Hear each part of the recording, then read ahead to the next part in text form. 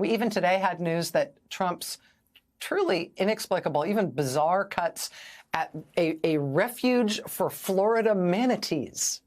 That has now been reversed. Trump fired the rangers at this manatee refuge.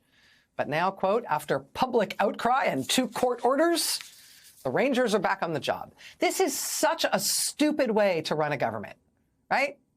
Random individual disasters manage somehow to get enough attention to often get protested, and then the Trump people find they can't really defend them, and so those things then get partially restored or maybe not really restored, but they say they'll fix them, and they hope people stop complaining. But meanwhile, while people are scrambling to try to fix that mistake they made, these guys are destroying 10, 100, 1,000, 10,000 other things all the time. It is a terrible, absolutely ridiculous way to run a government, especially under the name of efficiency, right? I mean, how can it be that the reason we still have people on the job today storing and transporting our nuclear weapons is not because Donald Trump didn't fire them, because he did, but only because, just our luck, the right people found out that he had fired them and made a big enough ruckus about it in time so some of them could be hired back. That is the reason we now have people on the job keeping our nuclear weapons from prematurely exploding. That's the system now. That's how we're running it. And it's incredibly stupid. But the big problem with that being our system right now is that for some problems, the people who are most affected and most hurt by it are the people who can least make a ruckus. The people who have the least opportunity to see what's wrong, complain about it in a way that is big enough that it's going to get noticed and their complaints are going to be taken seriously. And so somebody's going to do something about it and maybe it'll get reversed. The people who are going to be hurt the most grievously are the people who are least capable of raising a ruckus about what's being done to them. And so here we are. Headline, Washington Post. Social Security website keeps crashing as DOJ demands cuts to IT staff. Retirees and disabled people are facing chronic website outages and other access problems as they attempt to log into their online Social Security accounts. The website has crashed repeatedly in recent weeks, with outages lasting anywhere from 20 minutes to almost a day. Even when the site is back online, many customers have not been able to sign into their accounts or have logged in only to find information missing. The disruptions are occurring as Trump's acting Social Security chief and the DOJ team move to lay off large swaths of the workforce. Thousands of Social Security employees have already been pushed out, many in customer-facing roles, others with expertise in the agency's technology systems.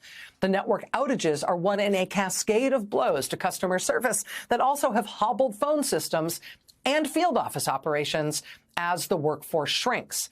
The network crashes specifically appear to be caused by an expansion initiated by the Trump team. The Trump technology staff did not test the software against a high volume of users to see if the servers could handle a rush.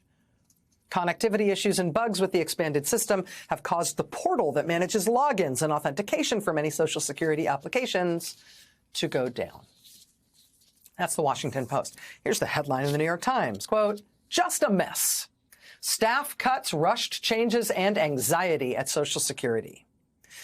President Trump promised not to touch Social Security, but as Elon Musk's team trims staff and plans that's doing a lot of work there. Trims staff and plans cuts to phone services, the system is groaning under the pressure. And here's the lead. Quote, the line started forming outside the Social Security office in suburban Glendale, Arizona, not long after sunrise. Dozens of retirees and people with disabilities shuffling papers, some leaning on walkers, all anxious to know whether Trump's government overhaul had put their safety nets at risk. When 9 a.m. came, an employee emerged from the building with flyers, asking the crowd to come back once they had scheduled an appointment. One woman yelled, "I've called for days." Another said, "We came from a long ways away." Still another let everyone know they had been handed a load of bunk, though she used a more colorful term. Quote, on April 14th, the Social Security agency plans to largely phase out phone services for people filing for retirement and survivor benefits or changing their direct deposit information, forcing them to file online or come into the office. Staffing levels at the Social Security Administration were already at 50-year lows, and the departure of so many workers who answered phones and worked field office counters has led to longer lines and phone waits. Teresa Boswell, whose vote for Mr. Trump in November helped flip Arizona, but who found herself fuming outside the Social Security office in Glendale last week, unable to sign up for $1,200 in monthly benefits after she retired from her job processing legal papers, told The Times, quote, "I didn't know he was going to pull this." She told The Times, quote, "This is a joke." It's not a joke. It's the destruction of one of the core moral and practical functions of the United States government that affects elderly and disabled people who are among the least able to raise a relevant ruckus when things go wrong that hurt them grievously.